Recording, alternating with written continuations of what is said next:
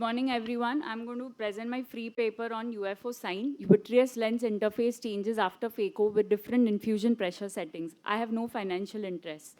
So Burgess space is a space which is located between the posterior lens capsule and anterior hyaloid of the vitreous.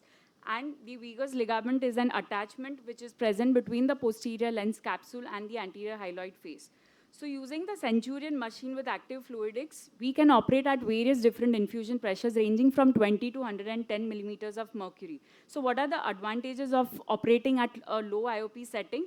Basically, operating at low infusion pressure mimics the physiological IOP of the eye and hence increases the patient comfort level.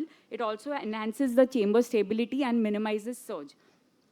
There is abundance published literature which tells us the benefits of operating at low infusion pressure.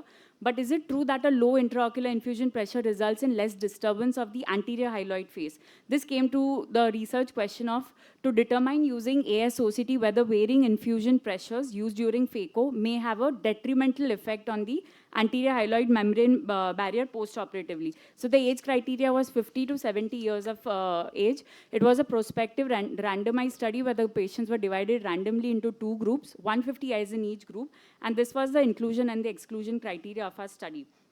So the preoperative assessment was like any other cataract surgery. It included specular microscopy as well. And all the surgeries were performed by the same surgeon using Centurion machine with active fluidics. So the fluidic parameters were similar in both the groups except for the IOP setting, which was 20 in group 1 and 80 in group 2. Intraoperatively, pain was assessed using Wong-Baker scale, and post-operatively, UDVA, CDVA, specular microscopy, and SDOCT was done to assess the Burgess space.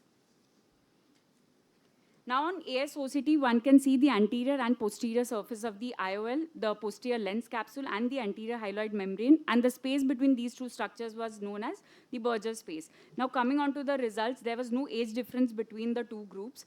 Also, there was no statistically significant difference noted between any of the biometric parameters. This shows a statistically significant difference in the pain perception among the two groups with a better pain tolerability in group 1, which had a low IOP setting. Now, at 1 month, there was statistically significant difference noted in UDVA between the two groups. About 10% of the patients in group 2 had UDVA less than 6/6. Similarly, a significant difference was noted in MRSE between the two groups. Now, there was no significant difference noted in the post-operative inflammation as well as the endothelial cell loss at 1 month in both the groups. Now, in our study, 3 eyes showed positive Burgess space in group 1, whereas 82 eyes showed positive Burgess space in group 2, where a high IOP setting was used, and the difference was significant. Now, out of the 82 eyes who had a Burgess positive space, we now wanted to see whether this space was symmetrical or asymmetrical. So, 15 eyes had symmetrical Burgess space. 65 eyes showed asymmetrical Burgess space with a maximum width opposite to the site of the main incision, and 5 eyes showed asymmetrical Burgess space with the maximum width below the site of the main incision, and the significant difference was noted.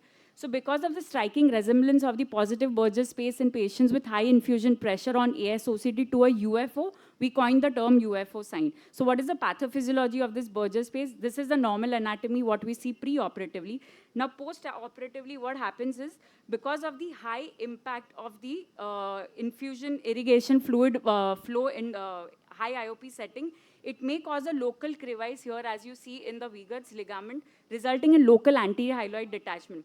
And we speculate that the Burgess space width is related to the extent, it tells us the extent of the Weger ligament damage, and higher the Burgess space width, more the damage of the Weger ligament. So the Weger ligament rupture can cause excessive Burgess space hydration during phaco, leading to anterior displacement of the IOL back complex, increasing the risk of refractive surprise, and can sometimes lead to aqueous misdirection syndrome as well. So to conclude, use of the UFO sign on AIOS2025 is a reliable tool to detect the occurrence of positive Burgess space in patients undergoing phaco with high infusion pressure.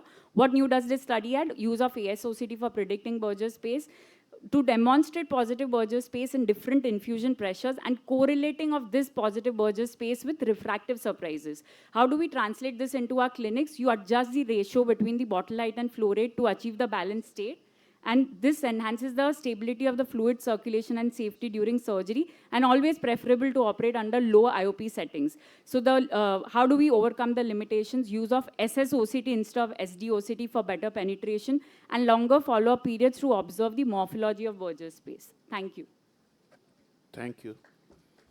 You told anterior dislocation or posterior dislocation of the? Anterior dislocation, because the hydration of the Berger space, the posterior capsule will go higher. So that will result in anterior displacement of the whole IOL back complex. Why can't it be posterior displacement of the anterior vitreous phase? The Berger space is below the posterior capsule. So Yes. if it hydrates, if it increases in so the it width. can go downwards also, that inferior margin. Yeah, but the posterior capsule is right above the Berger space. So that posterior capsule, because of the push from the from below, because of the hydration of the Berger space, in our study, it showed the anterior displacement, because of which 10% of the cases in our study showed a mild refractive surprise, because of it the vision did not improve to 6.6. Thank you. You operated on low IOP and versus high IOP. Yes. Low IOP was 20. 20. Yes. The machine was working on 20. Yes, this is a Centurion machine with Yes, active fluidics. Centurion machine, even at the 20, you know that you have to wait longer to remove that visco from whether it is methyl cellulose or anything else. You have to wait longer to remove that. So we use HPMC, so there's no problem in removing, because I've been operating in Centurion since last 5 years. Initially, I used to operate in high IOP setting because that was my beginning stage. But gradually, I started lowering the IOP. I could see the refractive surprises going down. And then, obviously, it takes a little learning curve. But then once you are used to... Because I'm sharing the experience, I'm using Centurion from last many years. Okay. So my personal experience is that it should be somewhere around 26 to 28. Okay. No, sir, actually the Century active fluidics, I have operated at 20 millimeter. I've done more than 20 cases in one OT. So it's not a difficult thing. With the active fluidics, it tends to maintain the anterior chamber. Yeah. So that's my experience, sir. Thank you.